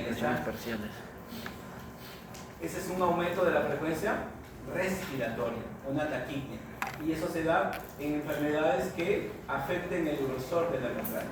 Y en el caso del área, como ves acá, cada pulmón tiene 70 metros cuadrados de esa área. ¿Y cuándo disminuye ese área? Cuando aparece otra enfermedad que se llama atelectasia. La atelectasia no es otra cosa como si las paredes se fueran rompiendo, como si se formaran parches, y al formarse parches, lo que hace es disminuir el área, ¿no? Entonces es el otro mecanismo por el cual se puede afectar la difusión de estos gases, ¿ya? Aquí, la ley de Fick finalmente viene a ser la relación que hay entre todas las variables, ¿correcto? Es decir, hemos hablado de ¿qué? De presión, de temperatura, ¿correcto? Hemos hablado de difusión también, hemos hablado de solubilidad. Entonces acá va a estar las concentraciones, ahí hay que corregir, no es concentración, debe ser concentraciones, ¿no? En este caso, hay la presión, volumen y temperatura, ¿no? Pero que además también es proporcional al área de la membrana e inversamente proporcional al espesor. Esto de acá tómalo en cuenta, ¿no? Porque esto es la parte interpretativa en donde acá nuevamente te puede fallar ahí en el examen. ¿Por qué? Porque aquí, ¿qué significa eso? Si a mí me están diciendo la difusión de un gas, ya, para que un gas pase de una membrana a otra, ¿debe ser directamente proporcional al grosor o inversamente proporcional al grosor? Directamente. Lo analizas. A ver, si fuera directamente proporcional, yo entendería por directamente proporcional es que a mayor grosor, mayor difusión. ¿Así funciona? No. ¿Estamos de acuerdo? Ahora, pero por lo demás sí, ¿no? Es decir, a mayor presión, mayor difusión, sí. ¿A mayor temperatura? Sí. Bien. ¿A mayor volumen? También. Entonces, ahí son directamente proporcionales. Entonces, quien juega en contra, ¿ya? De estas propiedades que hemos revisado es el grosor de la membrana. ¿Ya? Y olvídate en el examen. Bien, ven acá. Bueno, y acá estamos hablando justamente de todas las estructuras, ¿no? Entonces, aquí, a nivel de esta membrana alveolo capilar, al inicio, por este lado, que es el lado de lo que es del alveolo, primero vamos a encontrar a ese líquido que hemos hablado, ¿no? Que es el que va a determinar la tensión superficial y por supuesto el surfactante, ¿no? En este caso es la parte líquida. Pero luego vamos a encontrar el tema del epitelio. Recordemos que hay dos tipos celulares. Neumocito 1 es un epitelio simple plano. que es justamente el que permite el intercambio. Pero el neumocito 2 es un epitelio simple cúbico, ¿correcto? Pero que es el que produce en este caso el surfactante. Entonces, más abundantes por supuesto son los tipo 1 que los tipo 2 dentro de esta relación. Ahora, todas estas células, si nosotros lo ponemos acá, imagínate que tiene esta forma, acá va a estar, eso sería el neumocito, en este caso tipo 2, y el tipo 1 está acá. Es un epitelio simple plano, lo vamos a encontrar ahí, correcto. Pero estos van a descansar, ¿estamos de acuerdo o no? Van a descansar sobre una membrana, ¿estamos de acuerdo? Eso que estamos viendo acá, esto. Eso es donde van a descansar estas células. A esto de acá es lo que se conoce como membrana basal epitelial.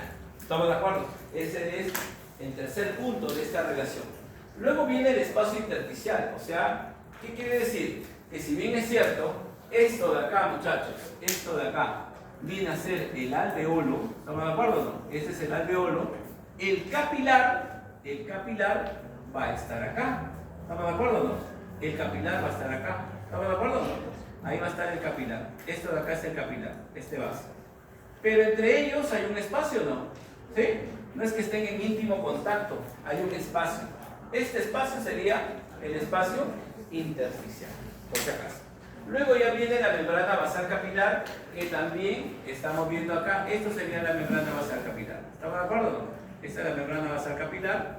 Ahí está. Y finalmente, en esa membrana va a estar un epitelio también simple plano. Esto de acá.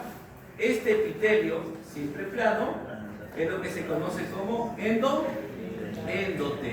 O sea, tanto el endotelio capilar, vamos a poner acá, este sería el capilar, tanto el endotelio como el neumocito tipo 1, ¿estamos de acuerdo? Son formas de epitelio simple plano. ¿Ya? Entonces, en eso se va a relacionar todo lo que viene a ser la membrana capilar y lo que va a determinar el grosor de la membrana. ¿Ya? Y aquí podemos ver ya en la imagen ya todas las capas, ¿no? Desde arriba, ¿no? Arriba encontramos justamente la luz alveolar, pero ¿qué vamos a encontrar en esa luz alveolar? El líquido alveolar, ¿no? Ya sabemos, entre el líquido el surfactante. Y por supuesto, luego viene el epitelio. Normalmente hemos hablado de estos dos, el tipo 1, que es acá, perdón, estos dos, y el tipo 2, que es un epitelio cúbico, que forma en este caso la sustancia tersoactiva, que también se le llama ser surfactante. Luego viene lo que es la membrana basal, el espacio intersticial, la membrana capilar y el epitelio. Endotelio. Para que luego entre en contacto, por supuesto, con el glóbulo rojo, ¿no? El glóbulo rojo. Entonces, todo eso constituye la membrana alveolo capilar. Bien. Ahora, seguimos. Dentro de esta parte hay que recordar lo siguiente, ¿no? Tenemos un aire que por inspiración y expiración ha ingresado a todo lo que viene a ser la parte conductora. Una cosa importante, ¿no? No hay que olvidarnos que, pregunta, cuando tú inspiras, ¿qué volumen de aire has inspirado? O sea, en cantidad, ¿qué volumen? ¿Qué cantidad? Volumen inspiratorio. 500 mililitros. 500. Eso es lo que ha ingresado. Pero la pregunta es, ¿los 500 van a entrar a intercambio gaseoso, a difusión? No.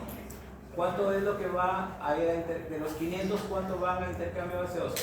460. 350. ¿Correcto? ¿Y qué porcentaje es 350 de 500?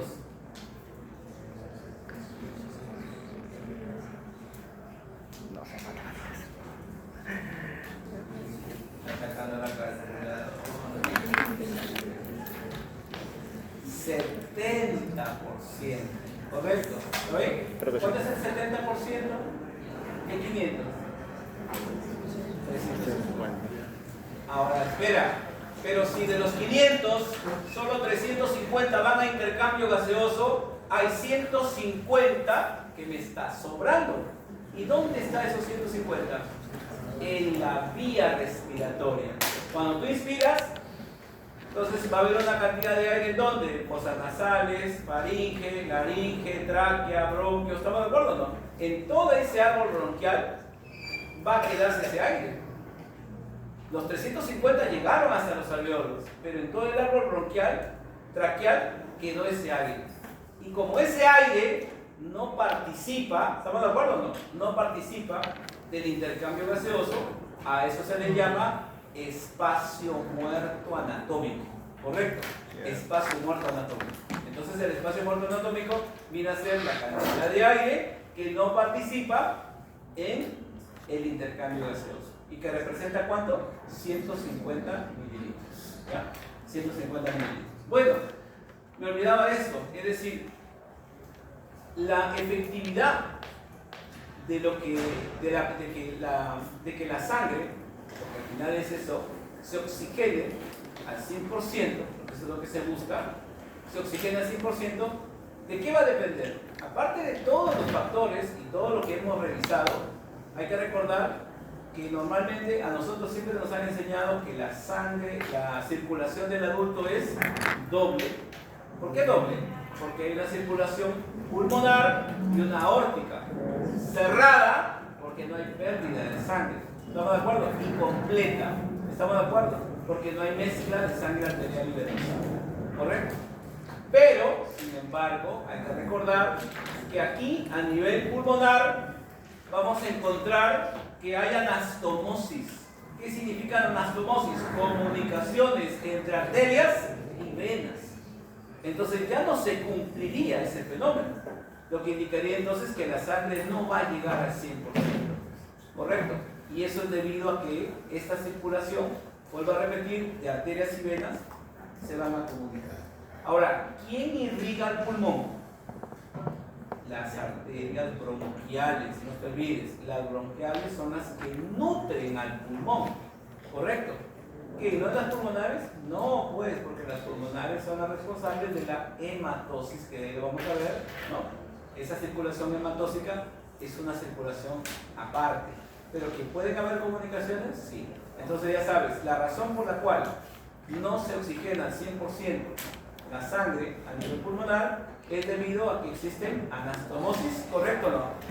Arteriocapilar, arteriovenosas a nivel pulmonar, tanto en la circulación pulmonar, que es obviamente te dije la secundaria, como la más importante, que es la bronquial. Esta es la circulación en realidad propia de los pulmones, ¿no? Que nutren, en este caso de irrigación nutricia al pulmón, ¿no? No te olvides. Y ahí están las anastomosis, como puedes ver, diferentes uniones, tanto del árbol bronquial como de la parte pulmonar, ¿ya? Bueno, y esta circulación pulmonar, vamos a recordar un poco, ¿cómo inicia? ¿Cuál es el punto de partida? ¿Se acuerdan o no? Todo parte justamente del retorno venoso. Vamos a recordar eso. Cuando hay el retorno venoso, ¿la sangre de dónde viene? Viene de la cabeza, miembros superiores, a través de la vena cava superior. Miembros inferiores, abdomen, tórax, pelvis, vena cava inferior. Y por supuesto nuestro corazón no lo podemos dejar, y ahí está el seno coronario, ¿ya? Pero las venas cavas en realidad son las que van a ser responsables del drenaje, del retorno venoso. ¿Y a dónde van a desembocar estas dos grandes venas? En la aurícula derecha. Y ese es tu punto de partida. Estamos en la aurícula derecha, ¿estamos de acuerdo? Gracias a las dos venas, en este caso cavas. Retornan, van a ir, se apertura acá a esta válvula aurículo-ventricular, ¿sí o no? Que está en el lado derecho, que se llama cúspide, ¿correcto? Va a pasar obviamente la sangre ¿a dónde? Al ventrículo derecho. Luego se va a abrir acá hay otra válvula que se llama la válvula ¿qué? Sigmoidea pulmonar, subsigmoidea pulmonar, y que va a ir ¿a dónde? Al tronco de la pulmonar. A través del tronco de la pulmonar se divide en dos, la derecha y la izquierda. ¿Estamos de acuerdo? Y que cada una va a ir a cada pulmón, y que cada una de ellas va a llevar a cabo la hematosis. ¿Estamos de acuerdo? Esa circulación se llama menor, se llama también hematóxica. Hematóxica también. Ahora, en el pulmón ya hemos visto los mecanismos que hay, ¿no? Es decir, hasta ahora solamente hemos hablado de ventilación y hemos hablado de difusión de gases. Todavía no hemos hablado de intercambio gaseoso, por si acaso. Pero mencionamos en este caso la circulación para que veas que fue un factor determinante dentro de este mecanismo antes de hablar del intercambio gaseoso, ¿verdad? Y ahí están ambos troncos, ¿no?, de las pulmonares. Hay que recordar también algo importante, ¿no?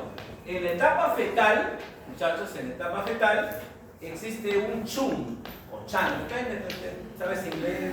¿Cómo se llama? Así, ¿no? Un chan ahí, muchachos. O cortocircuito. ¿Qué es esto de acá? Es una comunicación entre dos cavidades, ¿no? Normalmente a nivel fetal, ambas aurículas se comunican por el agujero de Botán. Pero la otra comunicación entre arteria pulmonar y la arteria aorta, aquí hay otra comunicación que se llama conducto arterioso, ¿sí? Ese conducto arterioso debe obliterarse después del nacimiento. Nace y se oblitera. Porque cuando persiste, ahí viene el tema, persiste a ese cuadro, se llama PCA. ¿Y qué significa PCA? Persistencia del conducto arterioso. ¿Y eso qué me lleva? A una cianosis. ¿Correcto? Cuando hay mezcla entre sangre arterial y venosa, la persona empieza a tener primero acrocianosis. Acro, extremidad, las manos azulitas. Pero luego puede ser a nivel, eso ya sería una cianosis central. ¿Correcto? Ahora, el problema normalmente ¿cuál es? Que cuando tú tienes un cuadro en un recién nacido, primero tienes que ver si es un origen respiratorio o es un origen cardíaco.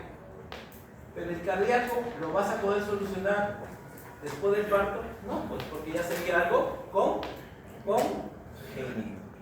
Pero lo que tienes que terminar es ser respiratorio. Normalmente a los niños recién nacidos se les acerca, no se les pone la mascarilla, sino se les acerca, eso se llama oxígeno libre, y como está a esa presión en la cara y ves el cambio de color, ¿no?, estaba medio azulito y ahora está sonrosado, está respondiendo porque estamos aplicando oxígeno libre. Retiras y luego empieza el color. ¿Estamos de acuerdo o no? Para determinar la causa que es respiratoria, ¿correcto?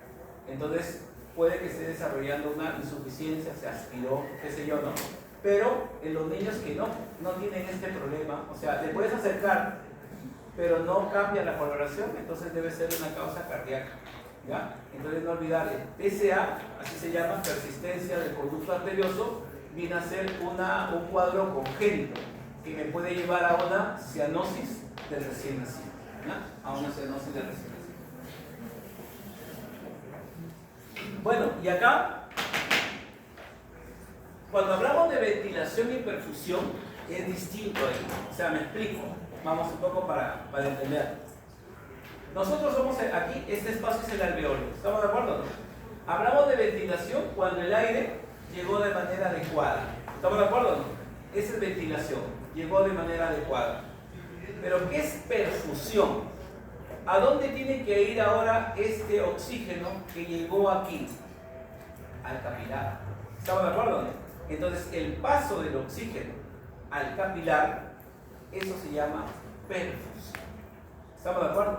Entonces no es lo mismo. Hay personas que de repente tienen un problema en el cual con el simple oxígeno no es suficiente. ¿Por qué? Porque afuera vamos a tener toda una barrera, de repente ponte la membrana engrosada, ¿estamos de acuerdo o no? Y que no va a permitir que el aire vaya a pasar al capilar. ¿Correcto? Entonces la perfusión es el paso del oxígeno al capilar, en este caso al glóbulo rojo, la perfusión. Entonces ahí hablamos de esta relación que se llama, bueno, está mal dicho decir BQ porque no es BQ sino es VQ, ¿verdad? V de ventilación y Q que es el símbolo de la perfusión. ¿Estamos de acuerdo? Entonces aquí aparece el tema que esta relación, ¿cuánto debe ser? Ventilación-perfusión normalmente puede ir desde 0.8 a 1. Eso sería la relación normal. Entonces es como si aprendieras que esa relación por minuto debe presentarse en ese rango. Y en el examen te van a hablar acerca de los cambios, o sea, ¿qué pasa si es 0,7, 0,6, 0,5? O sea, si esa relación es menor, ¿sí? El BQL. O si esa relación es mayor. Entonces ahí vamos a encontrar casos en los cuales ¿ya? Se ven en este caso marcados determinadamente. Miren acá, cuando tienes una obstrucción de vías aéreas, ¿qué quiere decir ahí, muchachos? Por ejemplo, hablemos acá de un problema, una persona que tiene asma. ¿Estamos de acuerdo o no? Una persona que tiene asma. ¿Qué pasa con la persona que tiene asma? La pregunta es, ¿su alveola está bien o no? ¿Sí? En una persona con asma, su alveola está espectacular. Está chévere, bacán. Y sus capilares están normales. ¿Estamos de acuerdo? ¿Dónde es el problema? Allá. ¿Por qué? Porque ¿quién está hacia atrás? Los bronquios. ¿Y qué hay en un alma? Broncoconstricción. Broncoconstricción. Se está obstruyendo la vía aérea. Por eso es que ustedes que utilizan broncodilatadores. ¿Correcto o no? Pero como en el caso agudo, lo de acá está, en este caso, cerrado, obstruido. ¿Estamos de acuerdo o no? Entonces, ¿qué pasa con esta ventilación? La ventilación es baja. Pero la perfusión, en este caso, no hay ningún problema. ¿Estamos de acuerdo? Entonces hay que analizar cómo está conservado ahí. Pero acá, en el siguiente, tenemos el tromboembolismo pulmonar. En el caso acá, su mismo nombre lo dice, ¿no? Es decir, aquí, ¿cuál es el problema, muchachos? Vamos un poco para explicarlo. Si aquí está el capilar, vamos a suponer que la sangre viene así, muchachos. ¿Estamos de acuerdo o no? Y acá está el émbolo. Acá hay un émbolo acá fatal ahí. Entonces la pregunta es, ¿está circulando la sangre? No. No, pues no está circulando. Oye, pero acá hay una tremenda cantidad de oxígeno. El oxígeno está espectacular con la presión aquí. ¿Correcto o no? Pero no puede pasar. ¿Me dejo entenderlo? ¿Por qué? Porque hay una obstrucción a nivel del vaso sanguíneo. ¿Me dejo entenderlo o no? Entonces, cuando nosotros hablamos que la relación es baja, es cuando el problema ¿dónde es? En la parte respiratoria. ¿Sí? Pero hablamos que es alta cuando el problema ¿dónde es? A nivel de... ¿A nivel de qué? Del capilar. A nivel del vaso sanguíneo. Entonces las relaciones en este caso se van a modificar dependiendo de dónde esté la modificación en cuanto a esta relación. ¿Ya? Aquí el problema, vías respiratorias, y acá el problema, vasos sanguíneos. ¿Estamos de acuerdo? Vasos sanguíneos. Bueno, y las zonas de West, como pueden ver ahí, son aquellos lugares donde estas relaciones se van a modificar. Deben de saber algo importante. Tu pulmón, si bien es cierto, uno dice que tiene una estructura, ¿no? Áreas, pero no todas las áreas son iguales. Y vayamos en parte. Y lo había dicho, me parece, con ustedes cuando habíamos empezado el ciclo pasado, les dije, ¿no? Cuando una persona tiene TBC pulmonar, ¿cuál es el lóbulo más afectado? ¿Superiores, medios o inferiores? Superiores. Superiores. ¿Y por qué? Eso es Porque cuando uno inspira, recordemos que el aire tiene una densidad menor. ¿Y a dónde tiende a ir el aire? Hacia la parte superior. ¿Estamos de acuerdo? Cuando uno inspira, tiene que ir ¿a dónde? Al lóbulo superior. Ya. ¿Y eso qué explica? Que el Mycobacterium tuberculosis se caracteriza porque es una bacteria que aerófila, o sea que necesita de oxígeno. ¿Correcto o no? Aerófila. Por eso es que tiene que ir a la zona donde hay más oxígeno. Y de ahí que cuando uno define un caso de una TBC, si a ti te da, imagínate que te dan un caso clínico, para que yo marque TBC al ojo, aparte de que me van a decir que BK es positivo, es que me tengan que decir, ¿no? Paciente, siempre es el varón más que la mujer, ¿no? Paciente, varón de 45 años, ¿no? Fumador crónico, ¿no? o preso, el hacinamiento, ¿no? Presidiarios, ¿no? Con baja de peso, ingresa por todos los demás 14 semanas con sudoración nocturna, ¿correcto? Fiebre intermitente, y a la radiografía presenta una caverna, una cavidad en lóbulo superior derecho, cantado, TBC, porque obviamente la TBC, su órgano afectado, aparte de que es el pulmón, tiene que ser el lóbulo superior. Entonces, ¿por qué te hago este comentario? Porque justamente las zonas de West, como ves ahí, tiene que ver con esas relaciones. Entonces, al haber más aire arriba, ¿no? Al haber más aire en los ápices, ¿estamos de acuerdo? La relación PQ, como ves ahí, tiene que ser mayor que 1. ¿Por qué la ventilación es alta o no? Sí, pues está bien ventilado, ¿no? En cambio, en la parte inferior, que vienen a ser las bases, aquí la relación tiene que ser, en este caso, menor, ¿correcto? Y la parte de lo que son los lóbulos medios es igual, ni para que te confundas ahí, ¿no? Pero el tema de los ápices vienen a ser las zonas mejor ventiladas, por eso se desarrollaban estas enfermedades, ¿ya? Bien.